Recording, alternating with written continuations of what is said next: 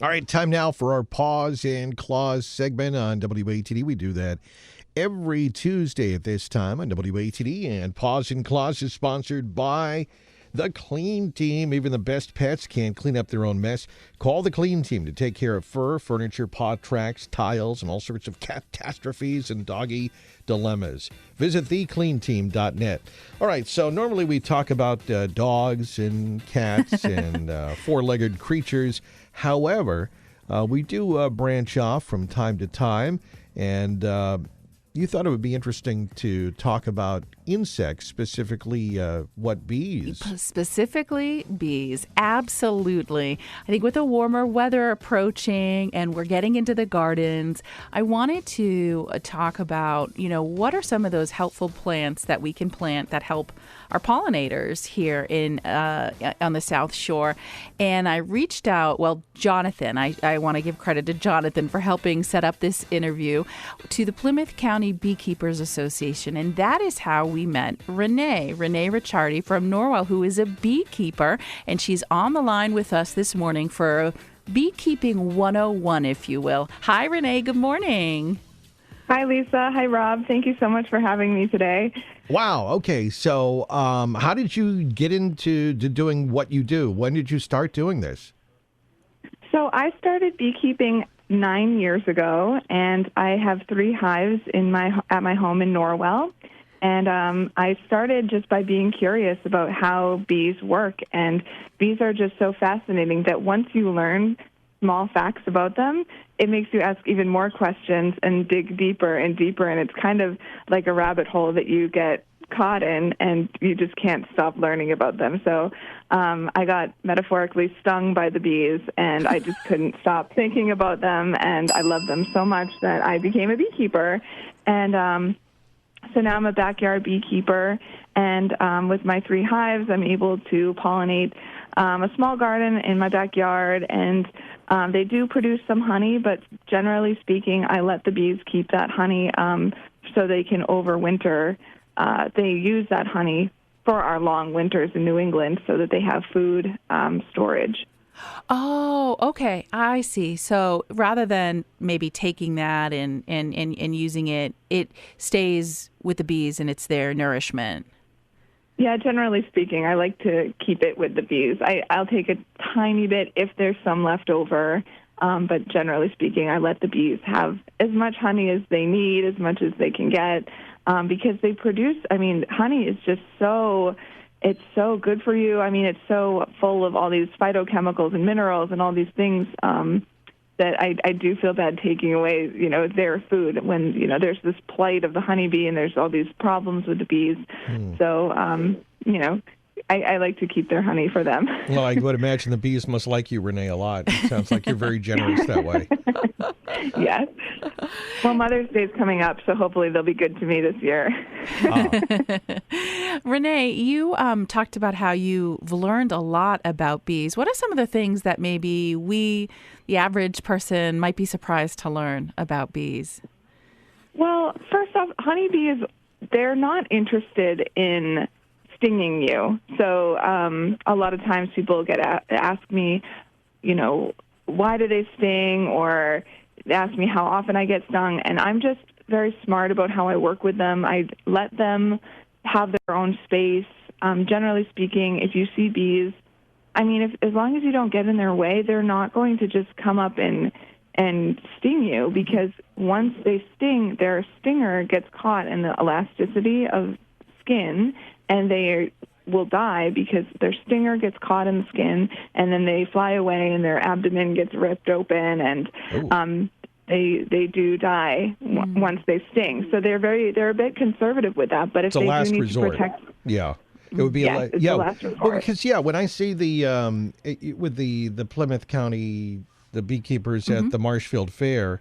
I see them, and they got the bees going up and down their hands and their gloves, and the bees are just doing their own thing.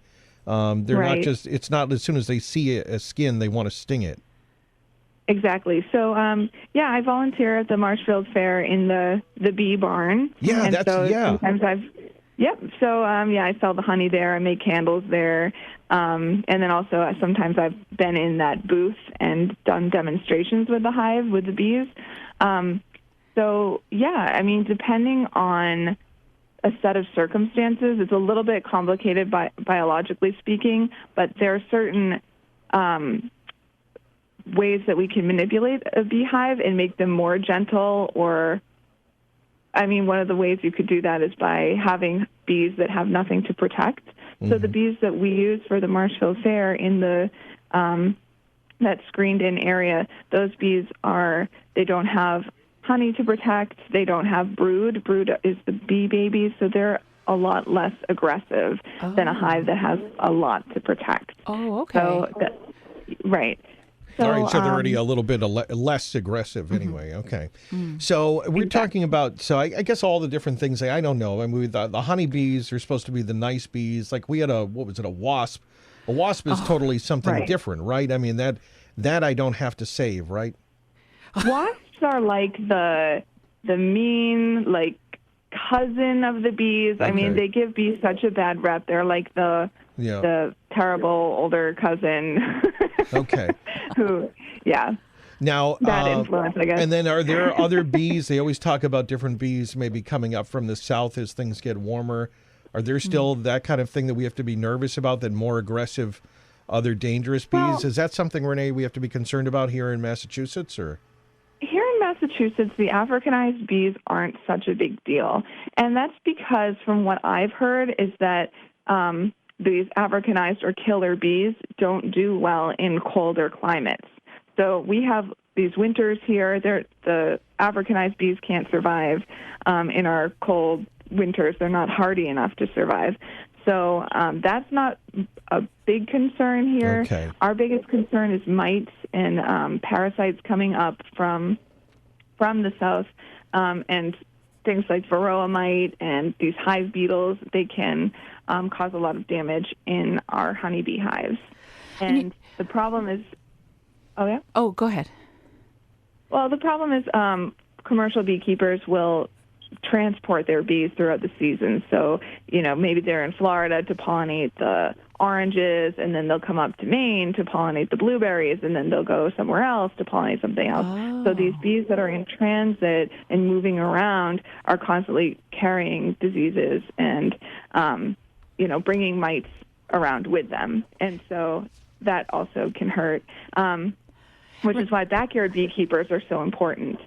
And you mentioned when we started to chat about, pollinating your garden, Mother's Day is coming up. Maybe somebody's thinking about buying mom or grandma some plants for the yard. I mean, any suggestions, Renee, before we let you go, on some great plants to put in the yard that the bees love?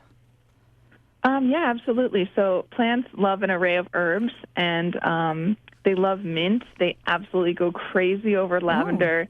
And in my garden, we have oregano, and the bees just love the oregano. Huh. So they collect the pollen from there. It's always great to choose plants that are perennials so that they'll come back the next year. Mm-hmm.